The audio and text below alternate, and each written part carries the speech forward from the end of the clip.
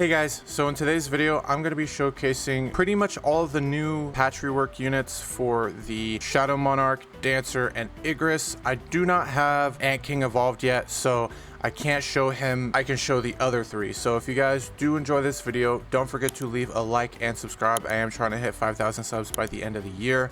Also, don't forget to join my Discord down below via the link in the description. We are hosting a bunch of different giveaways, and if you want a chance at earning any of those, you got to join the link down below. Without further ado, let's get into the video. Okay guys, so the patch has just came out for all reworks. So what I'm gonna probably do is I'm gonna showcase the new units and see what their difference is now. I don't think they've changed anything. On every kill, create a shadow summon whenever this unit. Okay, yeah. I think they've changed some stuff, not everything, but let me grab all the new solo leveling update units, and then we can go check them out in game. I will say the only one I don't have is Ant King, and that's mainly because I think he's bugged right now. They might have fixed it. Let me actually check really quickly. But from what I remember, he was still bugged. Yeah. This is supposed to apparently be 1 out of 1 instead of 1 out of 10, and so I'm not gonna, it takes so long to grind for these, so unfortunately I won't be able to showcase King Ant. I will be able to showcase Shadow Monarch, Dancer, and Shadow Commander. So yeah, let me go into game and then we can go and showcase the new units and what they do. Okay, so now that I am in game, I do have autoplay off and I have no upgrading. I'm not upgrading any of my units. So let me now spawn Sung Jin Woo. And then what he's doing on base is 73,000 HP, almost 400k damage with 3.5 million ability damage. So he's definitely doing a lot more than what he was before on placement. And then let me upgrade him once, twice, 3 times, 4 times, 5 times, and then the last time I believe, which is 14k. So he's pretty expensive, but overall, very, very worth it. As you can see, he now does 600k off HP. Actually, let me respawn him really quickly so that he's full health. So he has 600k HP, doing 4.7 million damage with 5.3 cooldown, 47 million ability damage with 1.4 ability cooldown. So, and then he has 76 range with 5 speed. Now I will say this is with a full build. So as you can see, obviously I do have 134 crit chance with 87 crit damage, which is actually really good. So I mean, he's always critting and doing 87% more damage, which is very, very good to have. But they did change the passives a little bit on him. So I don't think they really changed 1, 3, or 4, I believe, but I think they changed a little bit about 2. So if any shadows on the map, buff them by 100%. On every kill, create a shadow / summon. Whenever this unit creates a summon, gain negative 2.5% attack cooldown and 5% range. So instead of gaining damage, so now whenever he just creates a summon, he also gains range and attack cooldown, which is very, very good. That just makes him even better. They did keep the damage, so where if a shadow is killed, he gains damage stacked up to 1000%, and then after 100 shadows die, he deals an attack that deals 20 times his damage and range. So very, very good unit. Would highly, highly recommend getting him. Dancer. Now Dancer was really, really bad when she first came out, so I'm really curious to see what they changed about her. But let us upgrade her once, twice, 3 times, 4 times, 5 times. I did forget to go over her base stats. I do apologize for that, but she is not really that good anyways. So, but these are her max stats. As you can see, she does almost 400k HP, 264k damage every 1.3 seconds with 1.5 million ability cooldown every 4.2 seconds.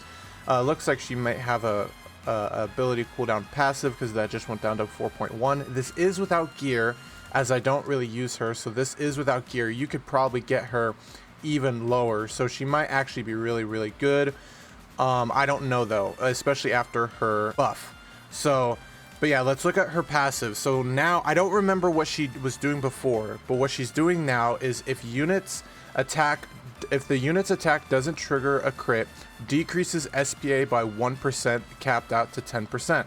If the unit attack does crit, increase ability cooldown by 1%, capped at, or decrease ability cooldown by 1%, capped out at 10%. So it's interesting. So basically she's lowering her ability cooldown and her normal cooldown, whether she crits or not. So it's actually probably better to not run a crit build on her, as mainly you're going to want to be able to get max stacks for both of those passes. And then each time this unit uses their ability, inflict cut to all enemies in range. Cut increases enemy attack cooldown and ability cooldown by 10% for 20 seconds with a 15-second cooldown. So it's actually pretty interesting because that basically means that she can constantly decrease or increase enemy attack cooldown and ability cooldown by 10%, which is actually a really neat support passive. And then her final one is when an ally lands an ability within this unit's range, this unit deals 100% of that ability's damage to the target. So that's kind of crazy. So that basically means that she can copy, I believe she can copy Sung Jin Woo's now. Like, I don't know if she had that before, but she's basically, if you have her with Sung Jin Woo, you basically are doing 2 Sung Jin Woo abilities, if I'm reading that right. So that actually might make her really, really good to bring on a team. So it does have a 30-second cooldown, but that's not really that bad. So, but that's still really, really good. So, and then last but not least, we have Igris. So Igris, we have 143k HP off start, 150k, 158k damage off start, 2.8 seconds with 1.7 million ability damage every 17 seconds with 31 range and 2.9 speed.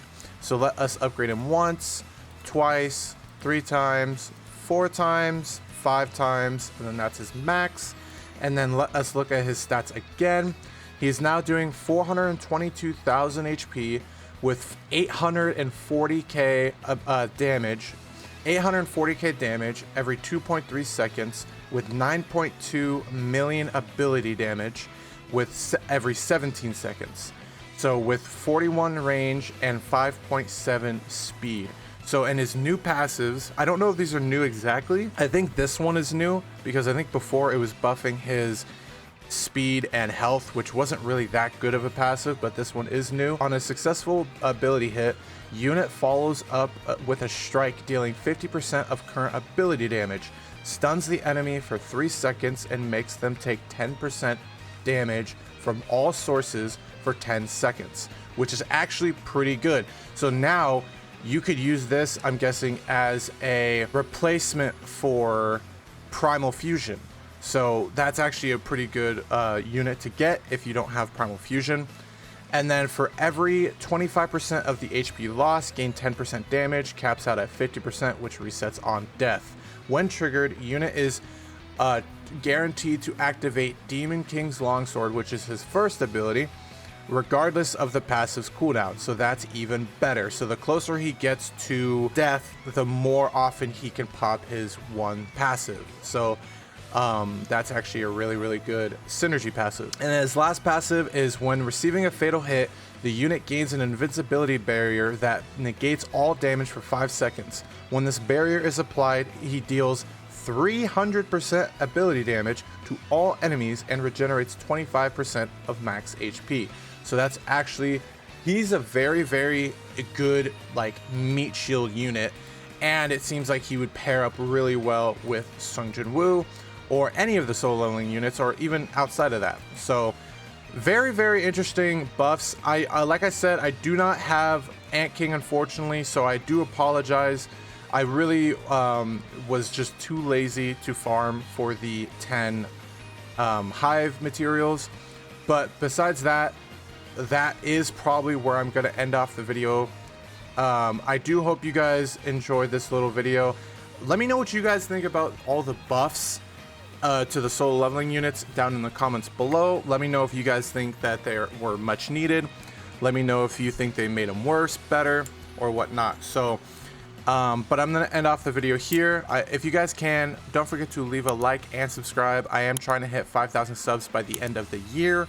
Also, don't forget to join my Discord down below. We are hosting a bunch of different giveaways, and if you want a shot at winning that, you can join the link via down below. So, but without further ado, I hope you guys have a great day, and I'll see you guys in the next video.